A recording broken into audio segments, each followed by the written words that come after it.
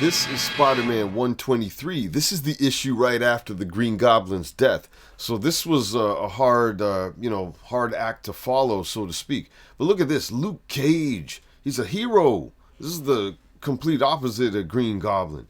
Clocking Spider-Man off a rooftop with so many people watching from the building in the background. Look at that. Look at all the people from their windows.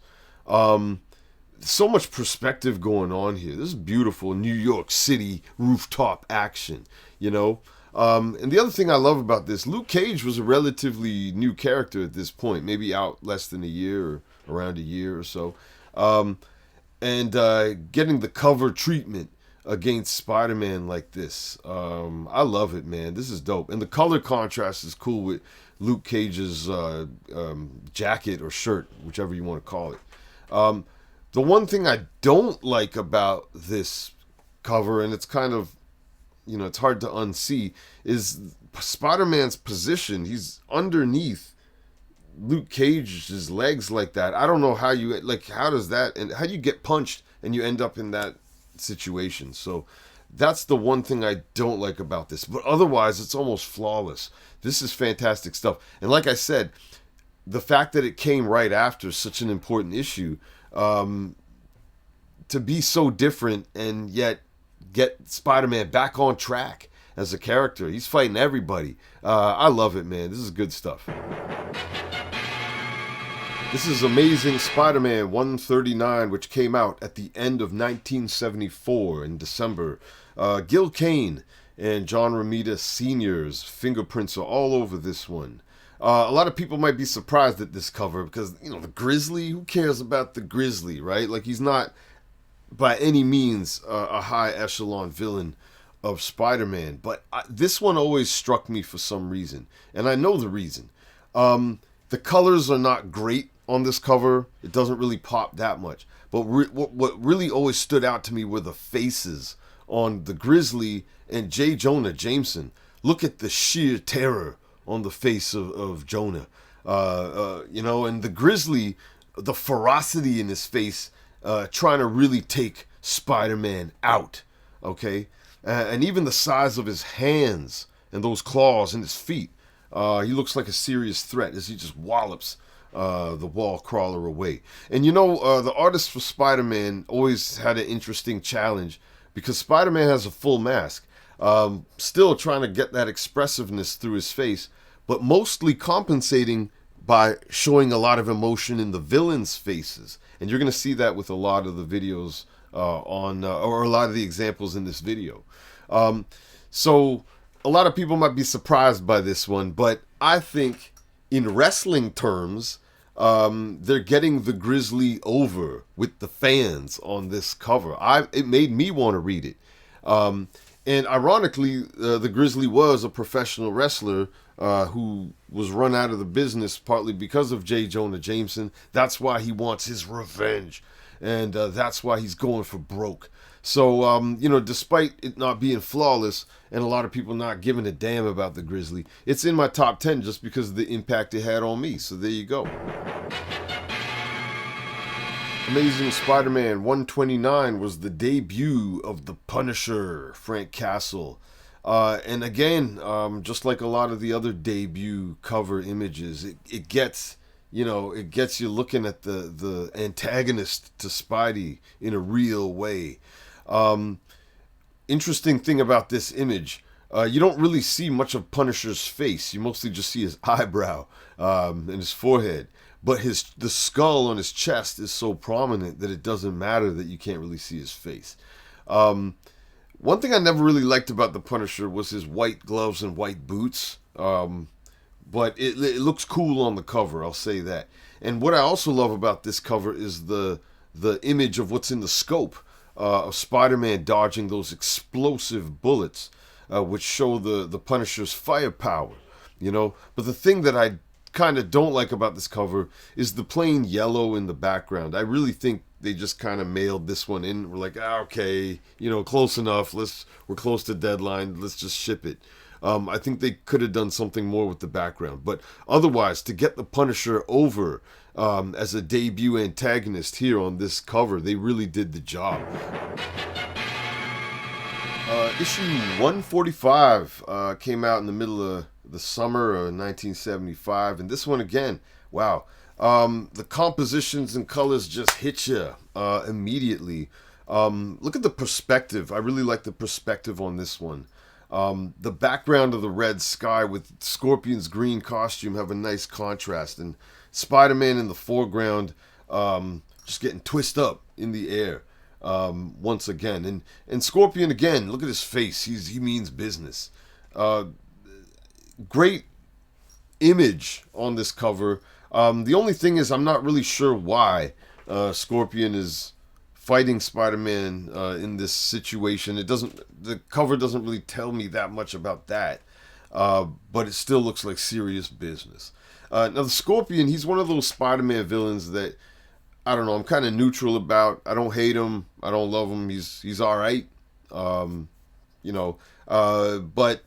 in this case, yeah, like I mean, it looks like a pretty serious showdown going on, and Spider-Man needs to get his act together. He's gonna go splat on the ground. So this is a beautiful cover, but again, it doesn't really tell me enough about what's happening inside. But in the bottom it says all this and Gwen Stacy too. This was right in the middle of the Clone Saga, the original Clone Saga, which some people feel kind of iffy about it, I guess, in some ways. But still, great cover. Shattered by the Shocker, and this is in Amazing Spider-Man 152. I love to see the lower level villains get their shine. Even though Shocker's in the kind of not the background, but he's not huge on the cover. Like you can tell, like he's putting in work in this cover. Like he looks like he's a big time threat to Spidey. Spider-Man's in big trouble. He knows he's in big trouble, and you can see he's thinking it on the way down with those sharp blades spinning just below him. This cover to me is a great example of how the Spider-Man artist knew how to bring out the best in the worst of characters, if you know what I mean. Shocker gets hated on quite a bit, I know, and that's part of his whole appeal in a way. But this cover to me really puts him in a nice light as far as his villains go. So he deserves that shine just as much as others, I think, sometimes. And I'm not shocked by that. Issue 156, this came out in May of 1976 with the Mirage on the cover. Another pretty low-level Spider-Man villain, but I absolutely love this cover. The Mirage appearing twice in the foreground there, one of them laughing at Spider-Man and the other one all ready for business with his gun pointed right at him. I love that contrast. And Spider-Man punching the wrong one. And look at Mirage's henchmen, his thugs in the back. That almost makes you do a double take also. At a wedding, crashing the wedding of Ned Leeds and Betty Brant. And look at all the horrified guests at what's going on. This is a beautiful cover. It tells so much. There's so much going on here. And I even love the what it says at the bottom. Introducing the most mind-boggling wedding guest of all, the murderous Mirage. I think, to debut a character and have it on a cover like this is great stuff, man. And Spider-Man covers of the 70s, when they introduced a new foe, you took them seriously from Jump Street. I like Mirage. I think he's pretty cool, man. One thing I don't like about him is that hole in his forehead, though. What's up with that? I don't know. There's no reason to have that on his costume whatsoever. But I could have easily rated this one higher, but I know a lot of people say, Mirage, he's a nothing character. So what? To me, this cover immediately would get my attention. Spider-Man 150. This came out near the end of 1975, and look at the chaos on this cover. This is a big issue, and you can tell. Spider-Man looking like he's going insane.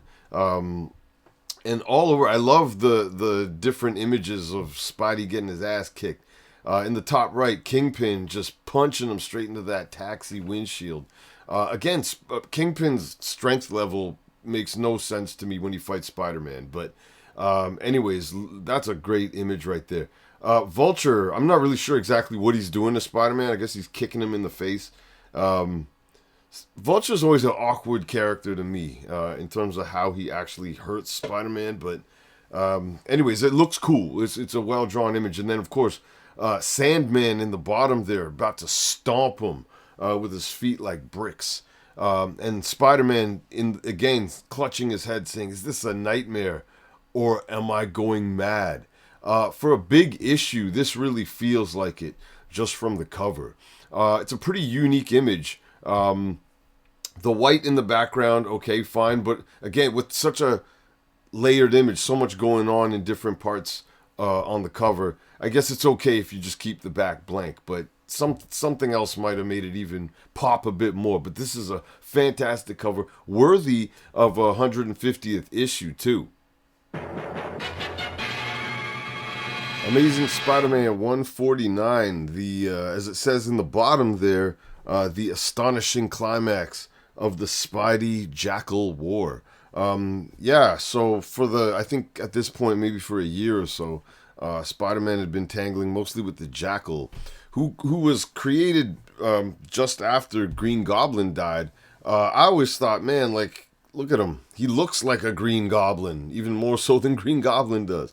And he's a older figure in Peter Parker's life, who ends up having this, insane personality that forces him to turn into a super criminal. So I think, he was clearly a replacement for Green Goblin. And I really honestly don't even really like this character. I don't really see how he even looks like a jackal whatsoever. The animal, I mean. But this cover really hits me. It strikes me. I hate clones, even. But seeing Spider-Man fighting Spider-Man on the cover, it's an odd image. And Jackal in the background, perched on top of this building with Ned Leeds, strapped to some dynamite. And knowing what happens at the end of this issue, of course, makes it a pretty big one. But the color contrast, the perspectives, and the storytelling in this one image, I find just absolutely flawless. So even though there's a lot I don't like about the character of the Jackal and clones and seeing a double Spider-Man, this cover just absolutely nails it. I can't hate on it whatsoever. Amazing Spider-Man 136. This cover, man. Oh, man. There's a lot going on here. The return, the Green Goblin lives again. Harry Osborn in the front saying that. Spider-Man and Green Goblin fighting above the rooftops in that image, fading into the background. But look at Peter Parker and Harry Osborn in the front in red. Harry Osborn's pose is one of pure hatred for Peter Parker. And look Peter Parker too. You, Harry Osborn, and he just goes off. So you can just feel the vendetta in this picture. And to me, it just, hammers home the value of keeping Norman Osborn dead. There's no harm in killing a character off like that if you can replace him with something that can create more story potential down the line. And Harry Osborn becoming Green Goblin did that for sure. Hated that they brought back Norman Osborn. But anyways, this cover, the pose of Harry Osborn, to me is what really makes it what it is. It's a really brilliant composition of images here, and it means so much. There's a lot of story in this image. So this one, it's even hard not to put at the very top. If there's even one complaint, maybe it's just the plain yellow in the background. But I also think with everything going on in the other layers of the image, it's okay to maybe leave that as it is so we can focus on what else is there. Great stuff, though. This is your number one, Amazing Spider-Man 122, and this is a no-brainer. Everybody knew this had to be number one. This is probably the most infamous issue in Spider-Man history, maybe? I don't know. Spoiler alert, the Green Goblin, Norman Osborn, dies at the end of this issue. And you can see in the issue before this is when Gwen Stacy had died. And you can see here Spider-Man holding the lifeless body of the love of his life, confronting the man who killed her. And there's a lot of emotion there coming from Spider-Man. You can see what he's saying there. You murdered the only girl I'll ever love. And today's the day you're going to die. When have you ever heard Peter Parker threaten to kill someone? Okay. Green Goblin himself is front and center on this cover. And the color of his costume just pops behind the blue sky in the background. And the smoke and the explosions and so on. It's a beautiful image, even without considering the historical significance of this issue. But this cover, to me, nails it on every single metric. So this is a clear number one. This is one of the greatest comic covers of all time, regardless of Spider-Man or whoever else. This was a no-brainer. Come on, y'all. There you go. That's my top 10 of the Amazing Spider-Man covers of the 1970s. Strange thing I noticed, all of my picks happened to fall in between 1973 and 1976. Some of the covers I think I saw in the late 70s were not quite as strong, but at the same time, the 70s were an embarrassment of riches. Not just Spider-Man, actually. A lot of other Marvel characters had a great run of covers and cover artists back during the 1970s. And that's a topic for another day. Now, you might even notice another thing. In all the picks that I had, I missed a lot of classic villains like Dr. Octopus and Mysterio and so on. But you know what? If that's why you disagree, I get it. That's fine. But say whatever you want, whatever you disagree with or agree with, say so in the comments. But we're out for now. This is the Pop Culture Cosmonaut.